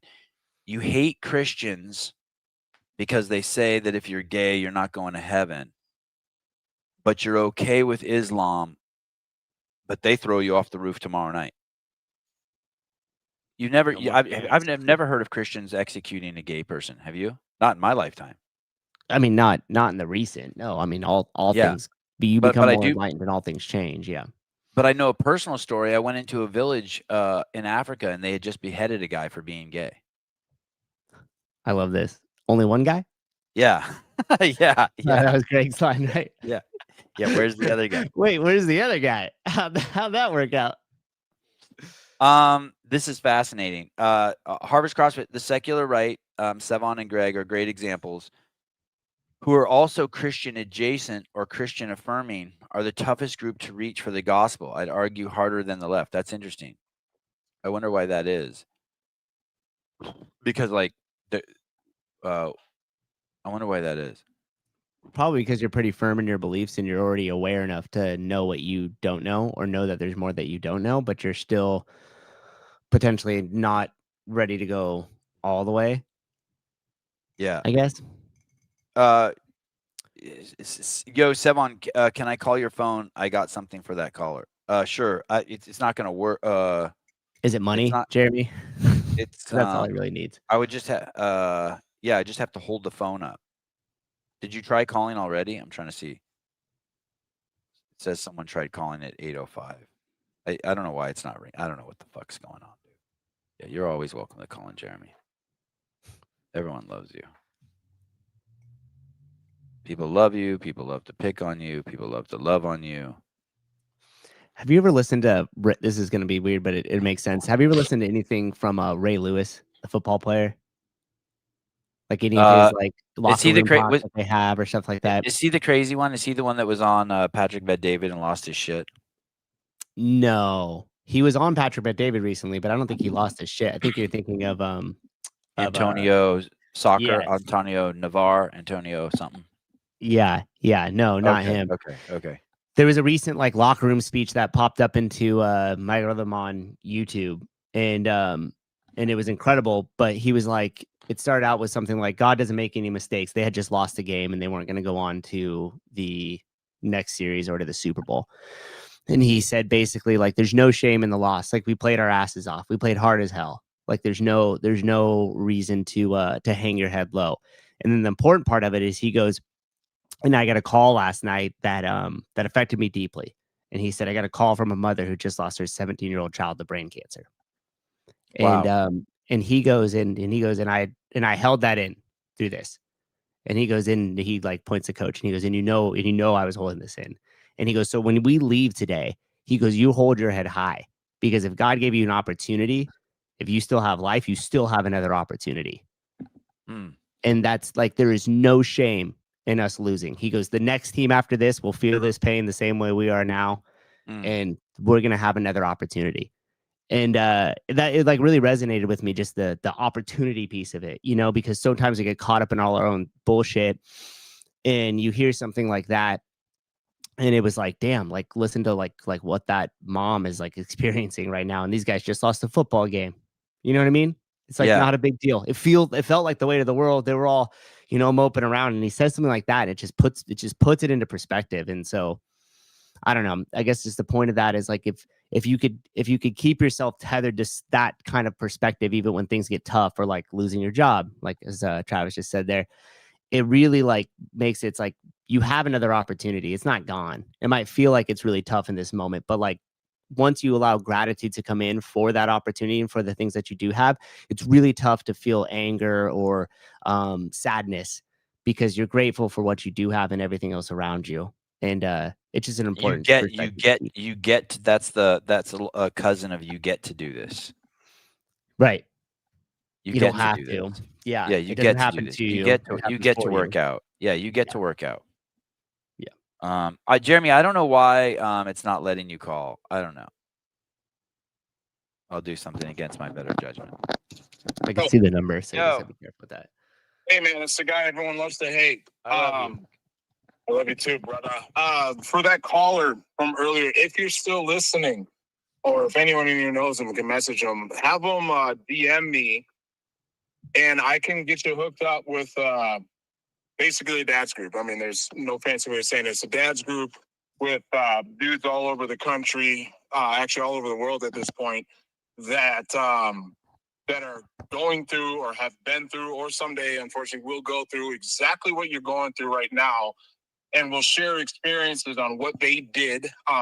Similar like how Sousa was going on about what can you do right now, instead of, often, shit happens and life is hard and we think, all right, I can't do this, I can't do that. There's a lot you still can do and that you can control. And that's where we need to dwell in. But anyways, a lot of men, big time CrossFitters, Wes Pyatt's in there, Asia Barto, some really good dudes that will help you through what you're going through. They'll share their CrossFit knowledge or fitness knowledge with you.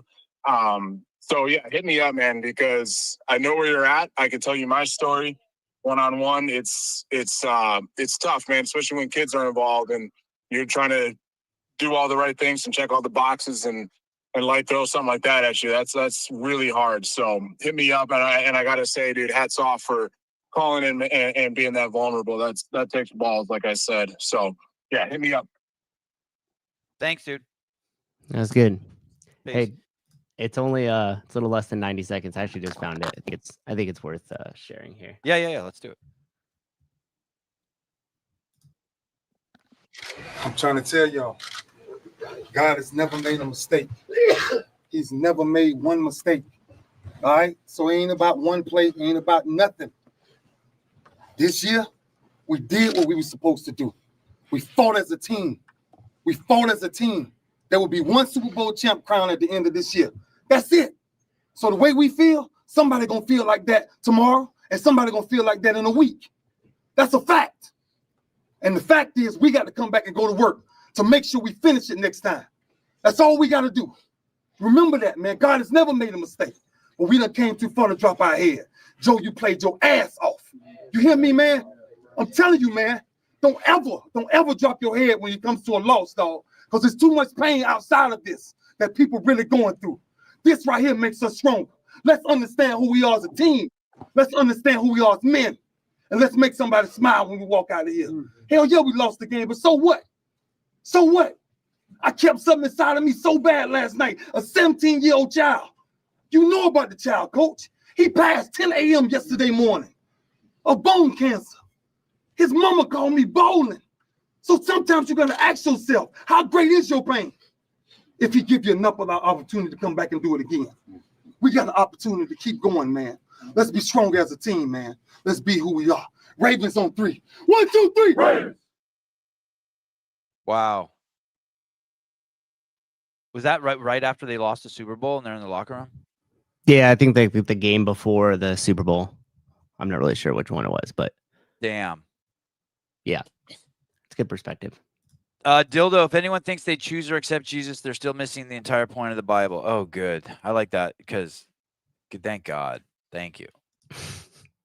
Because I feel like I walk around with Jesus everywhere I go. And then when I realized that like I couldn't pray until I accepted him in my heart, and I was like, what the fuck is going on here? I'll try this method. But there's no way life could be this good if I didn't have Jesus in it. It's crazy. I'm probably gonna eat a grilled cheese sandwich today.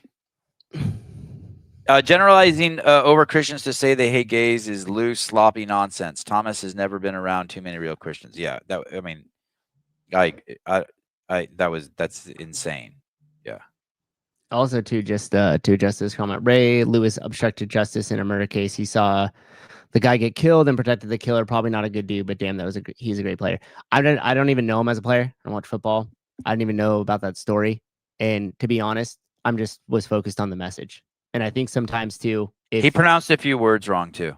That's what I was going to say. In the case of where you started this with Trump, it's like so many people get immediately focused on the messenger, and they're like, "Oh, well, so I can't. stupid, I'm yeah. not going to take that in. I can't. I Yeah. can't draw any perspective of that. I can't find anything in this message because I'm focused on that." And that's unfortunate. Also, Nick Tom Fuentes is on PBD. That's going to be crazy. Oh, that is crazier than Chris Beesterfield. Well, time will tell. Time will tell. Let me see. There are Muslims all over this nation. They are killing non-believers. Are they? There are Muslims all over the UK who are raping shitloads of kids. And if you read the Quran, they have rules on the killing to stay silent until they have power. They're allowed to lie to their enemies until they have enough power. Don't hate the messenger. I'm just telling you what their book says. Their book says that, hey, grow in power, and then when you have enough power, offer conversion to your enemy or kill them or tax them. That's just the rules of the Quran. That's just what Muhammad brought. And if you go ahead and go listen to Muslim politicians. Go listen to all the stuff coming out of Minnesota. Dude, you want to see something crazy, Thomas? This will fucking blow you away. Let me see if I have it. There was a physician living in Detroit. This just happened. There's a physician living in Detroit, and they wanted to name the I don't have the clip. You can find the story. It just happened a couple weeks ago. There's a physician living in Detroit, and there's a street that they want to name after a known Hezbollah terrorist in Detroit. So he goes to the city council meeting, and he says very nicely, the mayor's there, and he says very nicely to the mayor, hey, I don't think we should name the street after this guy. He's a Hezbollah terrorist. And the mayor fucking goes off on him and says, I wish you would leave this city. And the day that you do move out of this city, I'll throw a parade for the entire city. And the physician says, well, you know, I wish you well, and, you know, God bless you. And he walks away. Watch that. Go watch that clip. You won't even fucking believe it. That's Dearborn, Michigan. The mayor fucking went, and he's Muslim. Just go watch it. Just go watch it. Hey, here's the thing. Here's what you're trying to do. You're trying to say that all Nazis aren't bad. That's what you're trying to say. Here's the thing. Being white or black isn't a methodology or an ideology or a mindset like the left tries to say that it is. Being Asian isn't a mindset. Everyone's confused about what's going on inside and outside. Being Muslim is a mindset. Being conservative is a mindset. Being Christian is a mindset.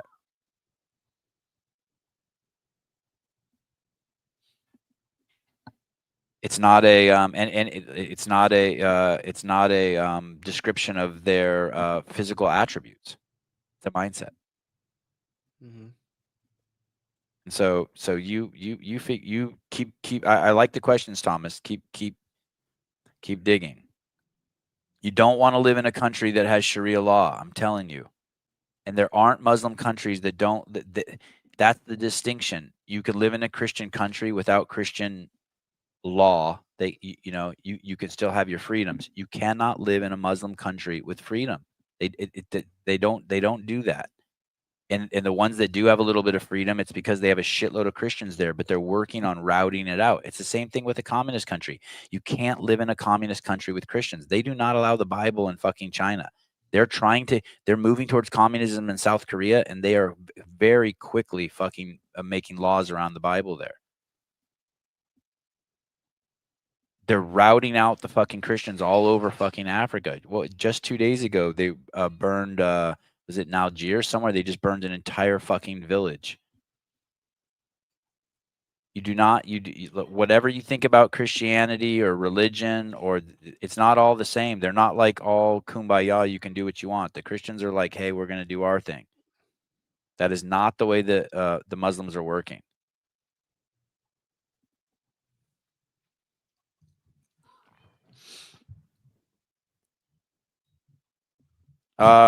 Romans is one of the greatest apologetic arguments based on the fulfillment of the Old Testament Judaic law for the fulfillment of all things in Christ and what his life, death, resurrection truly accomplished. I don't know what that means, but thank you.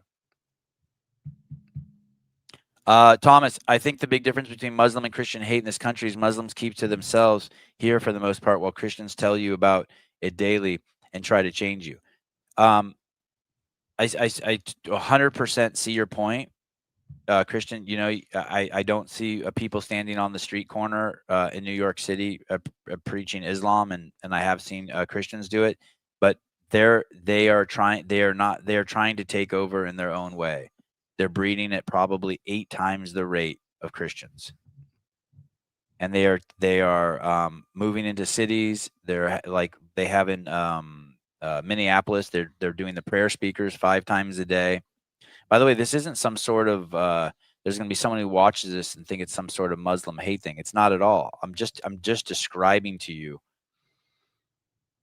how they operate. What's the name of the book? If you want to read a book on it, Thomas, that'll fucking blow you away. Something in the Scimitar. The Sword and the Scimitar. The Sword and the Scimitar. Scimitar, I think, is SCIM TAR. Like it looks like scimitar. Something. Greg insists that Google's wrong, that it's scimitar, not scimitar. Get that audiobook and just listen to for an hour, and you'll be like, oh shit. And then when you go, then you'll understand when you hear them preaching, when you see clips of them preaching online, or you hear their take on things, you'll have a totally different perspective. Curved sword. Yes, that's correct. Sevon, remove the people of color filter on the. I was cracking up. That was when Jeremy. Jeez.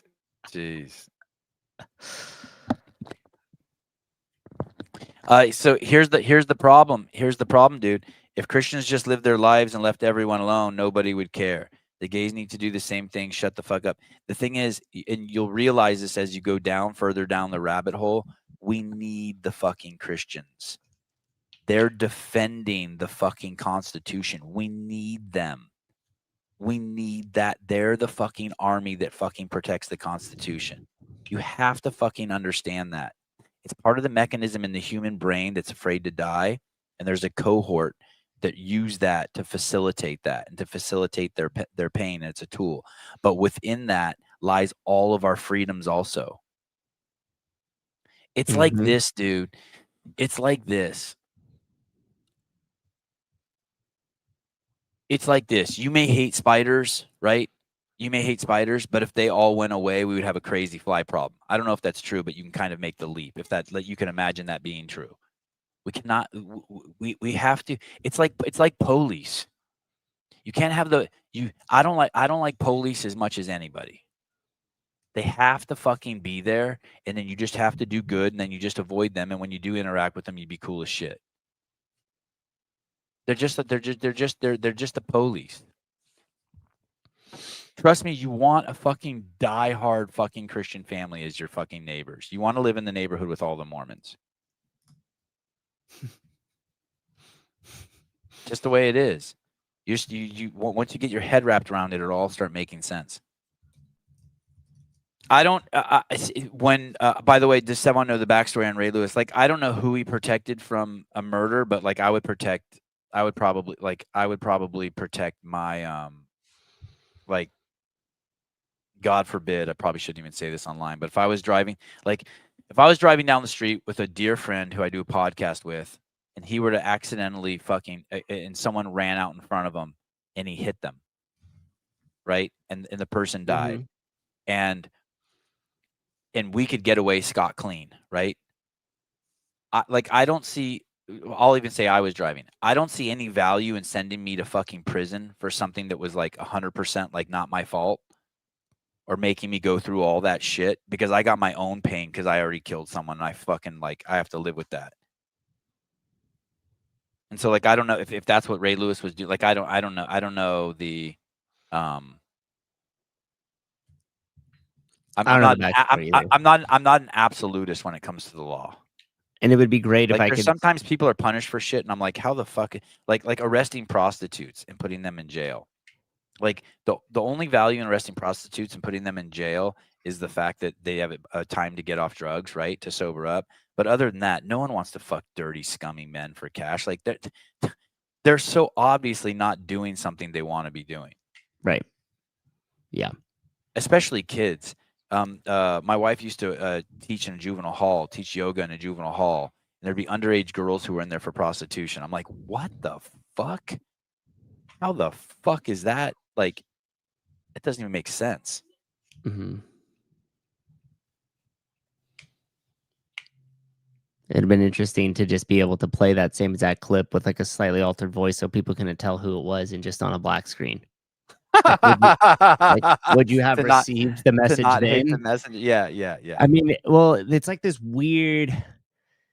It's very interesting to me, right? Like, is it a defense mechanism? Like, what is happening to where you're blocking everything? I don't want to say the bigger picture or aperture and have Taylor make fun of me for another 6 months with it, right? We all know he's got aperture's good. two fucking jokes, but aperture's good because it was a big word you taught him. It's just like it's weird. It's like there's something that's happening to people to where. And like Thomas said something in the beginning, like, oh, it's a cult and they're all idiots, right? Like, so there's something that's like happening that people, whether they're blocking out the message because of, the backstory on the messenger, right? And not receiving the message, or there's something that like I've determined I'm smarter than, so then everybody that below me is an idiot, therefore their message is void, right? Like, I wonder what that is. Like, is it a governor on your thoughts? Is it something to where like, if you release that, is it too much? Would you be open to too much like self-awareness and then like you feel like you're out of control? Like, what do you think that is? Where do you think that comes from? And I don't know. I mean, I'm not even asking. I listened to this doctor yesterday talk, and I don't know if what he's saying is true, but the spirit of what he was saying is true. He said the back part of your brain is the emotion, and the front part of your brain is like basically critical thinking. And if you get stuck in the back part of your brain, you can't think critically. And he says, he basically said like poor nutrition, especially drinking alcohol, shuts down the front part of the brain. The front and he was holding like a brain in his hand when he said it. And there's this, and I know because I was there. Hey, it was even during. Do you remember when Al Gore brought up what was that movie? The Inconvenient Truth. Mm-hmm. And when that came out, I was a liberal, and I remember all the people on the right fucking attacking him. And they weren't attacking him on substance; they were attacking his character. They were basically saying he flies in a jet, he leaves all the lights on in his house, just all of these things that I'm like, how is that relevant? Like, how he's trying to deliver a message about the fact that I think he probably believes that the planet was going to warm up, and that we were all going to die. And it wasn't until I met Greg and Greg's dad that I finally started to hear the arguments against the logical and scientific arguments, the critical thinking arguments against climate change. But on the surface, it was everyone just attack. The right was just attacking Al Gore, the messenger. Right. I think that it's and I get it too because I used to not like Trump, so anything he said just went straight to emotion. Yeah, there's no way you could like accept anything that was coming out of his mouth because of the person that they were, right? Even if it was like, hey, don't keep going, you're gonna fall off the edge of that cliff. Like, oh, what do you know, you Nazi? And then you fall off the edge of the cliff, right? Hey, that's why you can't talk with liberals at the dinner table about abortion, religion, politics, because they can't that their front part of their brain as they're sipping their wine is numb. Straight to the reptilian flight or flight. Like, I need to just hold on to this, and anything beyond that. And it's weird too, because I do believe that we're governed more by our subconscious than by our conscience. And I think the subconscious is affected by all the things that we let in or don't let in. So like everything you're listening to, the way you're kind of perceiving the world, like your outward attitude towards the world, like it's looking for reasons to justify it, right? It's looking for reasons, for lack of better words, to like manifest what's happening. So if we experience the same thing, and I'm like, oh gosh, like Livermore is beautiful. Look at this. I could just walk across the street. Like, it doesn't smell bad. But then you walk and you're like, well, there's that homeless guy over there. There was trash on this side. Like, we're both experiencing the same kind of reality, but our perceptions of it are just both completely different. Yep. And so like, I don't know. It's just strange. And I think that that's governed a lot by our attitude. I think it's governed a lot by what we listen to. I think it's governed a lot by what we eat. I think it's governed a lot by how we treat ourselves, the internal conversations that we have with ourselves, because then your brain is just looking for reasons to create that reality. And so really it's there's more of a choice than you think. And I mean, to go back to Jeremy's book, Man's Search for Meaning, even in the harshest of circumstances, there was still the ability to choose one's attitude and like perceive it differently, even though it was such a terrible, terrible circumstance. Why can't you talk about that stuff? That's a major presumption. Hey, dude, you could take a liberal and put him at a dinner table full of conservatives, and they could talk, and they could have a discussion. You could not take a conservative and put him at a dinner table with a bunch of liberals. They will immediately attack you, roll their eyes, do guffaws, and start the name calling. Like, if you sit at a table with a bunch of people who are like, and they were liberals, and you brought up, hey, the fact that you don't think it's okay to transition kids, they would immediately go to you're a bigot. They would immediately start judging you.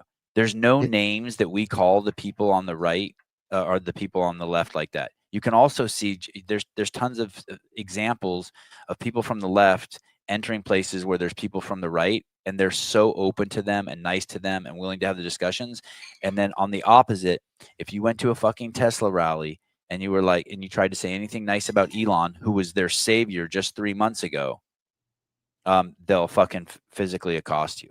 I don't, you could, I know it's a sweeping generalization, but it's, hey, you're not, you don't call them libtards is just what we do behind their backs. You don't call them that at the dinner table. You talk to them. If they vote for Kamala, you would love to know why. You're just assuming all liberals are like this. Hey, I mean, you assumed everybody around you was idiots that were Christians in their cult. So Thomas, I think you could kind of see. Okay, here, I'll give you some. How about 90%, Thomas? How about 90%? How about 90% of liberals are absolutely closed-minded and 90% of conservatives are willing to have the conversation in a respectful manner? How's that? Is that better for you? You picked the number. I'll even go 51%, 49%. But don't act as if what I'm saying is not true. We all know it's true, especially those of us who were liberal and who live in liberal communities. There's never honest conversation on anything. Everything is spoken like a cult with crazy vernacular and semantics that hide the truth, like by calling it gender affirming care and all of that stuff. He knows that because he did that in an earlier comment. Yeah, when he said Christianity was a cult and they're all idiots. So like, it's the same mechanism of thought that you had that created that is the same mechanism of thought that you would say you can't sit down at the dinner table and have discussions because they shut it down. So like, you know where that comes from. Just dive in a little more. Fuck Tesla, or buy a Tesla to save the world. Fuck Elon, burn your Tesla. Yeah. And his comment, a fool of hate for gays. Yeah, that was insane. I've never. Oh, now it's sarcasm. How convenient. Yeah. I've never met a conservative or Republican that hates gays. Not even one. And I've met tons of gays who hate themselves.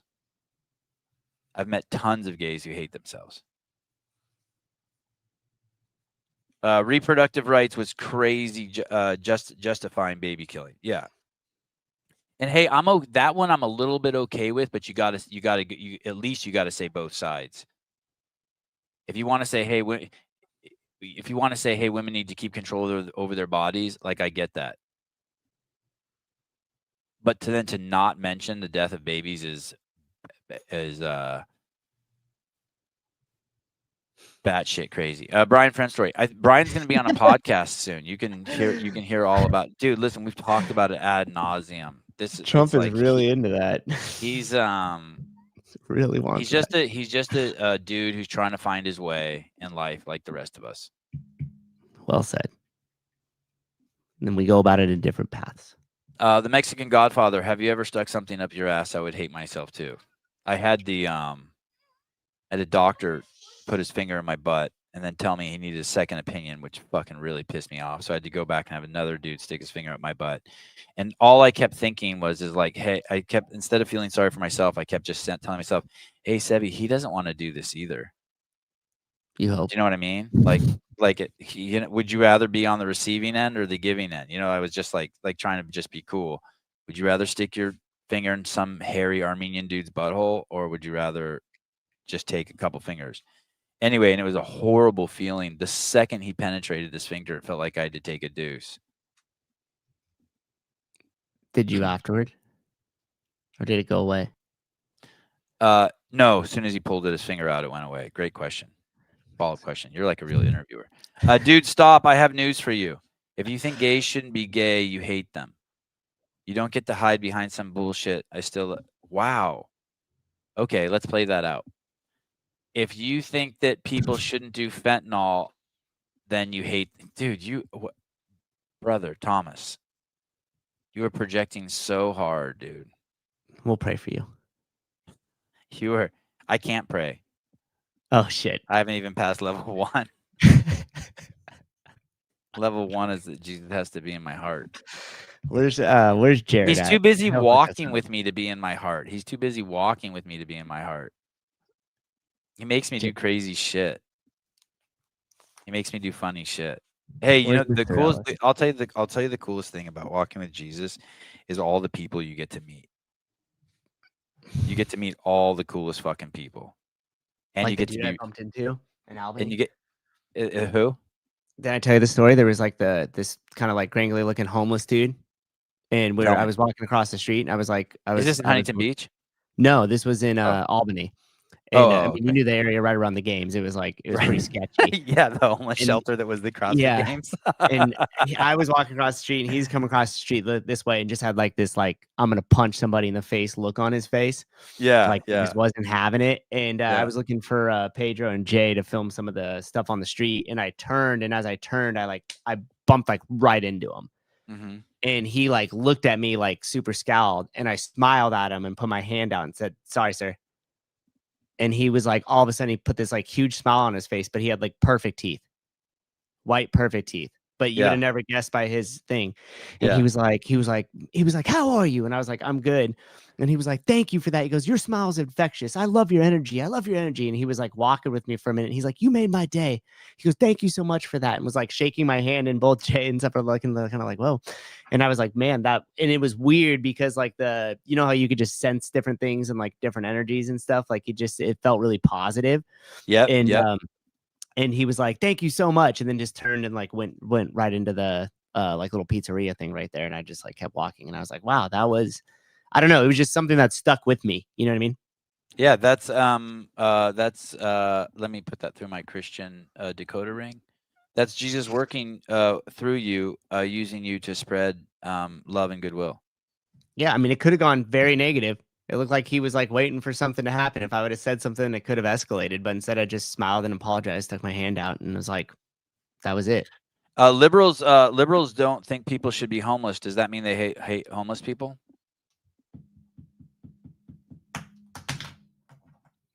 Hey, dude, it's in their book. It's in their book that it's a sin.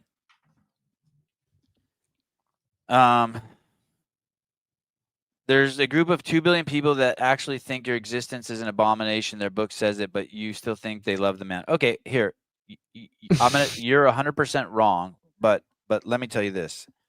On the other end, let's put this in context. The Muslims will kill you. They hate you and they'll kill you. They don't even want you in their cities. And if you don't believe that, just go start watching videos on the biggest Muslim cities in the country and type in gay rights.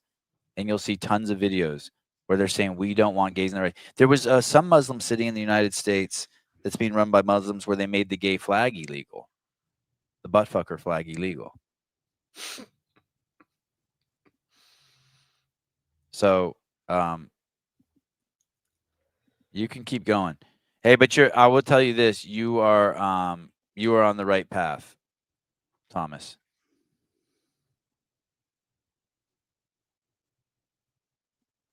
You are on the right path.